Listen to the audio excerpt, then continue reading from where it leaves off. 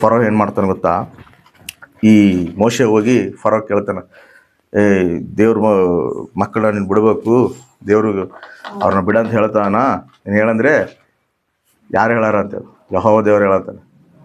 ಯಾರವನು ಯೆಹೋವ ಅಂತ ಹೇಳ್ತಾನೆ. ಯಾರು ಯೆಹೋವ ಅಂತ ಕೂಡ ಹೇಳೋದಿಲ್ಲ, ಯಾರವನು.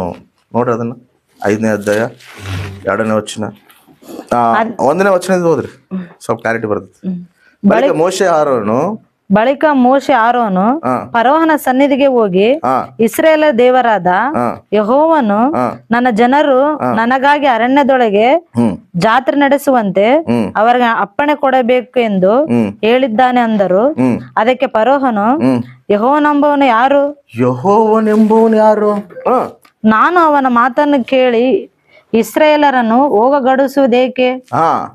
ಯೆಹೋವನು ಯಾರೋ ನನಗೆ ಗೊತ್ತಿಲ್ಲ. ಯಾರೋ ನನಗೆ ಗೊತ್ತಿಲ್ಲ ಅಂತ ನೋಡಿ, ಎಷ್ಟು ಕಠಿಣವಾದ ಮಾತು ಮಾತಾಡ್ತಾನಂದ್ರೆ ಫರೋಗೆ ಎಷ್ಟು ಗರ್ವ ಇದ್ರೆ, ಫರೋಗೆ ಎಷ್ಟು ಅತಿಶಯ ಇದ್ರೆ, ಅಟ್ಲೀಸ್ಟ್ ಯೆಹೋವ ದೇವರು ಹಿಂಗೆ ಹೇಳ್ತಾನಂದ್ರೆ ಯಾರಪ್ಪ ಯೆಹೋವ ಅಂತ ಕೇಳ್ಬೋದಲ್ಲ. ಅಸಲಿ ಯೆಹೋವ ನಂಬನ್ ಯಾವನು? ಯಾರ ನನಗೆ ಗೊತ್ತಿಲ್ಲ, ಮತ್ತೆ ಯಾರು? ನಾನದು ಕಳಿಸ್ಬೇಕು, ನಾನು ಕಳಿಸೋದಿಲ್ಲ ಅಂತ ಹೇಳ್ತಾನೆ.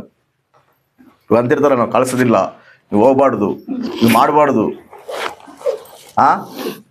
ಅವ್ರ್ಯಾರು, ಅವನ್ಯಾರು, ಇವನ್ಯಾರು? ಫರೋ ಕೂಡ ಹಂಗೆ ಅಂತಾನ, ನಾ ಕಳ್ಸೋದಿಲ್ಲ. ಯಾರಾದ ಯೆಹೋವನ ಯಾರು? ಇಲ್ಲ ಅಂದಾನ 5ನೇ ವಚನದಲ್ಲಿ 5ನೇ ಅಧ್ಯಾಯದಲ್ಲಿ ಅಂದಾನ. ದೇವ್ರ ರೋಷವಂತನಲ್ಲ,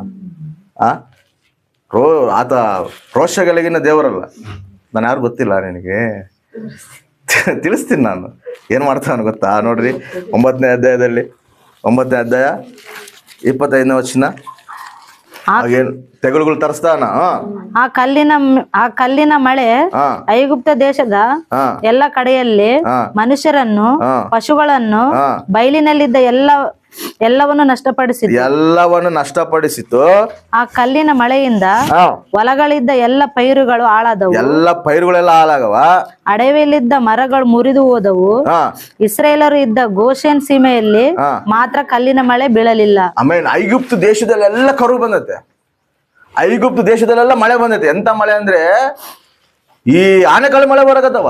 ಅದ್ರಲ್ಲಿದ್ದ ಎಲ್ಲ ಅವರು ಪಂಟಗಳು, ದನಗಳು, ಎಲ್ಲ ಪೇರುಗಳು ಎಲ್ಲ ನಾಶ ಆಗ್ತದವ. ಬಟ್ ಇವ್ರು ಇಸ್ರಾಯೇಲ್ ಪ್ರಜೆಗಳು ಎಲ್ಲದಾರೋ ಅವ್ರಿಗೆ ಮಾತ್ರ ಏನಾಗವಲ್ದು. ಆಮೇನ್, ಅವ್ರಿಗೆ ಮಾತ್ರ ಏನಾಗವಲ್ದು. ಈ ಫರೋ ನನ್ ಗೊತ್ತಿಲ್ಲ ಅಂತ ಹೇಳನಲ್ಲ, ನನ್ನ ಪ್ರಜೆಗಳನ್ನ ನನ್ನ ಆರಾಧಿಸಕ ಏನಂತ ಹೇಳ್ತಾನೆ ಹೇಳು ಮೋಶೆ? ಆರಾಧಿಸಕ್ ಕಳ್ಸ ಅಂತ ಹೇಳಿ ಹೇಳ್ದ. ನಾ ಫರೋ ಹೇಳ್ತಾ ನಾನು ಆರಾಧಿಸ ಕಳ್ಸೋದಿಲ್ಲ. ಯಾರು ನೀನು? ನಾನದು ಕಳಿಸ್ಬೇಕು?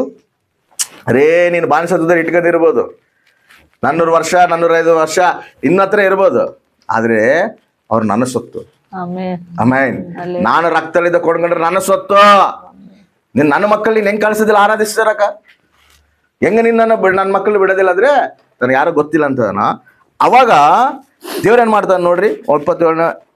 ಆಗ ಫರೋಹನು ಮೋಶೆ ಆರೋನರನ್ನು ಕರೆಸಿ ಅವರಿಗೆ, ನಾನು ಅಪರಾಧಿ ಎಂದು ಈಗ ಒಪ್ಪಿಕೊಂಡೆನು. ಯಾರು ಒಪ್ಕೊಂಡಾರ?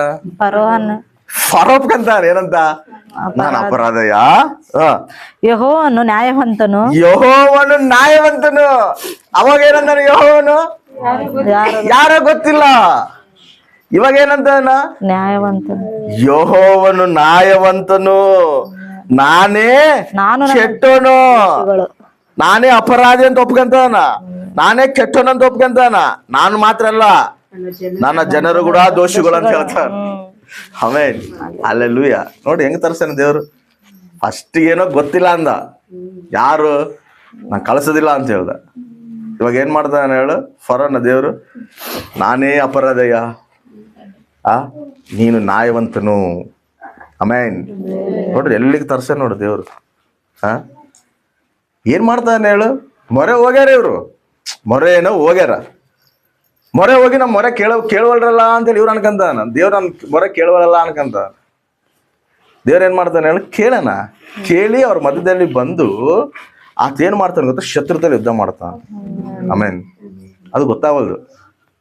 ಭಯಂಕರವಾಗಿ ಯುದ್ಧ ಮಾಡ್ತಾನ, ಶತ್ರು ಭಯ ಹುಟ್ಟಿಸ್ತಾನ, ಅವ್ರಿಗೆ ಅರ್ಥ ಆಗತ್ತೆ. ಆಮೇನ್, ಹಲ್ಲೆಲೂಯಾ. ಆ ರೀತಿಯಾಗಿ ನೋಡ್ರಿ, ಈ ಭಯಂಕರವಾದ ಗುಡುಗು ಕಲ್ಲಿನ ಮಳೆಯು ಬಹು ಹೆಚ್ಚಾದವು. ಇವುಗಳನ್ನು ನಿಲ್ಲಿಸುವುದಕ್ಕೆ ಯೆಹೋವನನ್ನು ಏನ್ ಮಾಡ್ಬೇಕಂತ ಪ್ರಾರ್ಥಿಸಿರು. ಯಾರಿಗೆ ಹೇಳ್ತಾನೆ ಪ್ರಾರ್ಥಿಸಂತ ಹೇಳಿ? ಮೋಶೆಗೆ, ಯಾರಿಗೆ? ಆಹಾರನಿಗೆ ಹೇಳ್ತಾನೆ. ಫಸ್ಟಿಗೆ ಮೋಶೆಗೆ ಆಹಾರನಿಗೆ ಏನಂತ, ನಿಮ್ ದೇವ್ರು ಯಾರೋ ಗೊತ್ತಿಲ್ಲ ಅಂದನ. ಇವಾಗ ಏನಂತ ಹೇಳ್ತಾರೆ ಹೇಳು? ನಿಮ್ ದೇವ್ರಿಗೆ ನೀವೇ ಪ್ರಾರ್ಥಿಸಿರಪ್ಪ. ಈ ಮಳೆ ಇವೆಲ್ಲ ನಿಲ್ಬೇಕಂದ್ರೆ ನೀವೇ ಪ್ರಾರ್ಥಿಸಬೇಕು.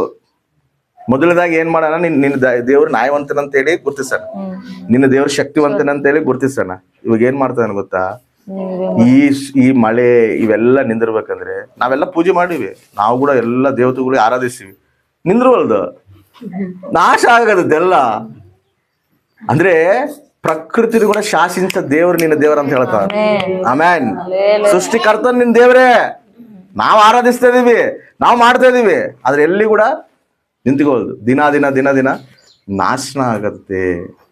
ನೀವೇ ಪ್ರಾರ್ಥನೆ ಮಾಡ್ರಿ, ನೀವೇ ಪ್ರಾರ್ಥನೆ ಮಾಡ್ರಿ. ನಿಮ್ ಪ್ರಾರ್ಥನೆ ಕೇಳ್ತಾನ ದೇವ್ರು. ಮಾಡ್ತಾರಂಗ ಶತ್ರುಗಳು ಬರ್ತಾರ ನಮ್ಮ ಹತ್ರ, ಪ್ರಾರ್ಥನೆ ಮಾಡಪ್ಪ, ನೀವೇ ಪ್ರಾರ್ಥನೆ ಮಾಡಿದ್ರೆ ನಮ್ ಸಮಸ್ಯೆ ತೀರ್ತಾವ. ದೇವ್ರ ನಿಮ್ ಪ್ರಾರ್ಥನೆ ಕೇಳ್ತಾನ.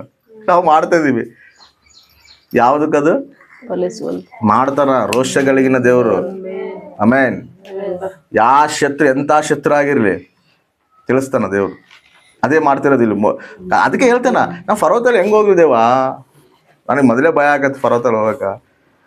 ಮೋಶೆ ನೀನು ಹೋಗು, ಅಲ್ಲಿ ನಾನು ಅವ್ರನ್ನ ಬಿಡಿಸೋದು ನನ್ನ ಮಕ್ಕಳನ್ನ, ನೀನಲ್ಲ.